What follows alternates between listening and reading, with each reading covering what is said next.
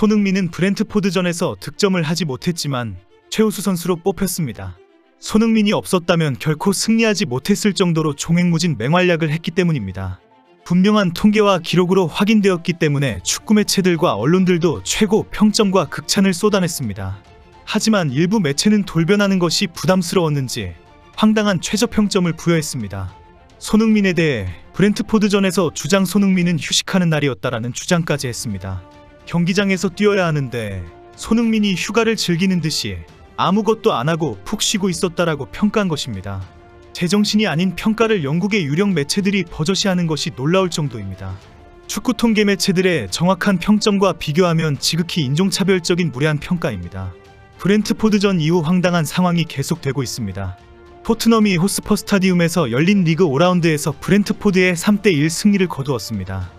토트넘의 승리를 이끈 주역은 단연코 주장 손흥민이었습니다. 브렌트포드전 승리로 2승 1무 2패로 승점 7점을 기록하며 리그 10위로 올라섰습니다. 손흥민은 왼쪽 측면 공격수로 출전해서 2개의 어시스트를 기록하며 맹활약을 했습니다. 1대1로 맞서던 전반 28분 중앙에서 드리블 후 오른쪽 측면에 존슨에게 패스하면서 역전골을 도왔습니다. 후반 40분에는 역습에 나선 손흥민은 상대 수비수 다리 사이로 절묘한 패스를 메디슨에게 건넸고 메디슨이 이를 받아 왼발로 마무리했습니다. 손흥민은 경기 공식 최우수 선수로 뽑혔습니다. 도움 2개를 비롯해 키패스 7개, 빅찬스 창출 2회 등 팀 공격을 이끌면서 팬들의 전폭적인 지지를 받았습니다. 손흥민은 이번 시즌 첫 번째, 두 번째 도움이자 공식전 4경기 만에 공격 포인트를 기록했습니다. 손흥민은 토트넘 입단 이후 EPL에서 개인 통산 64개의 도움을 쌓았습니다.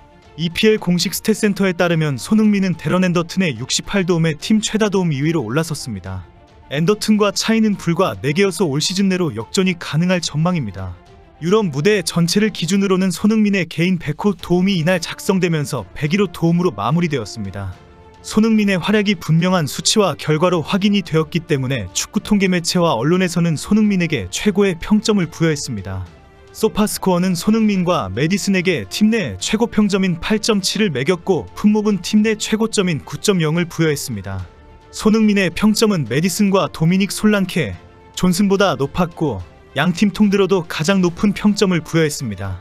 후스코어드닷컴은 메디슨에게 최고점인 8.88을 부여하고 손흥민에게는 두 번째로 높은 8.33을 줬습니다.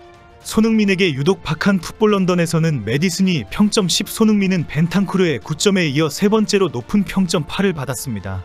매체는 항상 위협적인 상황을 만들었다. 존슨에게 어시스트의 두 번째 골을 성공했다.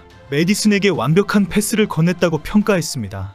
토트넘 소식을 주로 전하는 스퍼스웹은 손흥민에게 7점을 주면서 괜찮은 주장의 모습이었다. 팀 동료들을 위해 더 신경 쓰는 듯했다. 2개의 멋진 어시스트로 하루를 마무리했다고 평가했습니다.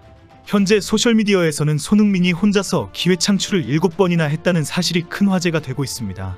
브렌트포드 선수들의 전체 기회 창출이 6번인 것과 비교하면서 진짜 대단하다는 주장입니다. 손흥민의 활약은 통계에서도 확인되었습니다. 도움 이외의 기회 창출 7회, 슈팅 정확도와 드리블 성공, 패스 성공률에서 최고의 선수라는 것이 증명되었습니다. 하지만 분명한 통계와 뻔히 눈에 보이는 맹활약에도 불구하고 손흥민에 대해 최악의 평점을 주는 매체들과 주장들도 여전합니다. 영국 90미닛은 토트넘의 주장이 쉬는 날이었다면서 자신감이 부족해 보였지만 그는 2개의 어시스트를 기록했다면서 팀 내 최저평점 6을 부여했습니다. 다른 공격수들에게는 8에서 9점을 부여한 것을 비교하면 말도 안 되는 점수입니다. 이 평점을 부여한 숀 홀시는 메디슨에게는 9점, 브랜던 존슨과 솔랑케와 벤탄쿠르에게는 8점, 우도지에게는 7점을 주고 남은 선수들에게는 모두 6점의 최저평점을 주었습니다. 손흥민이 아무것도 안 했기 때문에 그라운드에서 휴가를 즐겼다라고 평가했고 최저평점을 준 것입니다. 이런 말도 안 되는 평가를 내리는 배경에는 최근 손흥민을 향한 극도의 인종차별적인 비난이 계속 쏟아진 것과 무관하지 않습니다. 아스널전 이후 손흥민을 향한 비난을 계속 해오고 있는 영국 언론들은 손흥민의 맹활약을 인정하고 싶지 않은 것입니다. 어제까지만 해도 손흥민의 주장 완장을 박탈해야 한다는 극단적 주장을 하던 영국 매체들입니다. 최악의 주장이라는 표현을 버젓이 사용하던 매체들의 눈에는 손흥민이 아예 보이지도 않았던 것입니다. 영국 BBC는 최우수 선수로 메디슨을 선정하고 팀 내 최고 평점인 7.93을 부여했습니다. 그 밑으로는 존슨 7.69, 판더벤 7.6, 쿨루셉스키 7.55, 솔랑케 7.47로 평가했습니다. 손흥민은 7.28로 다소 부진했으며 공격수에서는 가장 낮은 평점을 주었습니다. 특히 포스텍 감독은 경기 후 맹활약을 펼친 손흥민에 대한 언급을 전혀 하지 않았습니다. 위기의 토트넘을 손흥민이 다 살렸는데도 불구하고 인정하지 않는 분위기입니다. 승리의 최고 수훈 선수를 언급하지 않는 것은 매우 이례적인 상황으로 여겨질 정도입니다. 포스텍은 메디슨이 좋았다. 존슨도 최고의 한 주를 보냈다. 솔랑케는 역시 기대대로이다라며 이름을 부르며 칭찬을 했습니다. 특히 최근 브레넌 존슨이 팬들과의 충돌로 무리를 일으킨 것을 의식해서 존슨에 대한 칭찬을 계속 이어갔습니다. 하지만 포스텍은 최근 손흥민을 향한 언론과 팬들의 비난이 쏟아지는 상황이기 때문에 의도적으로 손흥민의 이름을 불러주어야 했습니다. 결국 포스텍이 손흥민을 외면하기로 작정했기 때문에 언급하지 않았다는 지적도 나오고 있습니다. 포스텍이 망친 토트넘을 살려준 손흥민에 대한 예의가 아닙니다. 그리고 포스텍은 경기 전부터 브렌트포드에 대해서 잘 파악하고 있었다라는 주장을 하면서 전술 성공이라는 자랑까지 덧붙였습니다. 포스텍이 확실히 제정신이 아니구나라는 것이 갈수록 확인이 되는 인터뷰였습니다. 브렌트포드전을 지켜보던 토크스포츠에서 손흥민에 대해 비난 발언을 쏟아낸 것도 화제가 되고 있습니다.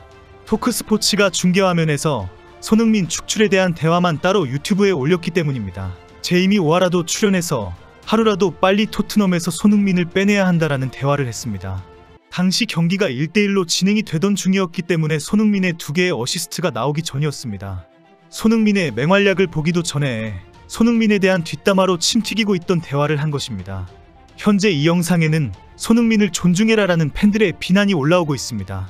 토트넘과 브렌트포드전에서는 승패와 무관하게 비카리오의 핸드볼 상황이 크게 화제가 되고 있습니다. 만약에 주심과 VAR 심판이 다른 결정을 했다면 경기 결과는 완전히 달라졌을 것이라는 지적입니다. 비카리오가 페널티 라인 바깥에서 공을 손으로 쳐내는 순간은 레드카드를 받을 수 있었기 때문입니다. 중계를 하던 해설가들이 모두 레드카드라고 외쳤지만 비디오 판독실도 넘어가면서 경기는 계속 진행이 되고 말았습니다. 경기 종료 후 축구 매체들은 BBC 축구 해설가가 토트넘과 브렌트포드의 경기에서 발생한 매우 이상한 VAR 오류에 대해 언급했다며 토트넘이 행운으로 승리를 얻었다고 보도했습니다.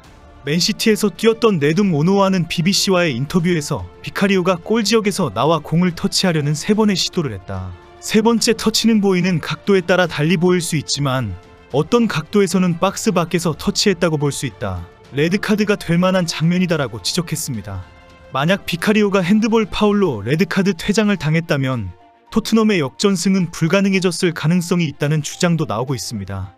황당한 축구 클럽 토트넘에서 고생하고 있는 손흥민이 안타깝기도 하고 살짝 이해가 안 되기도 합니다.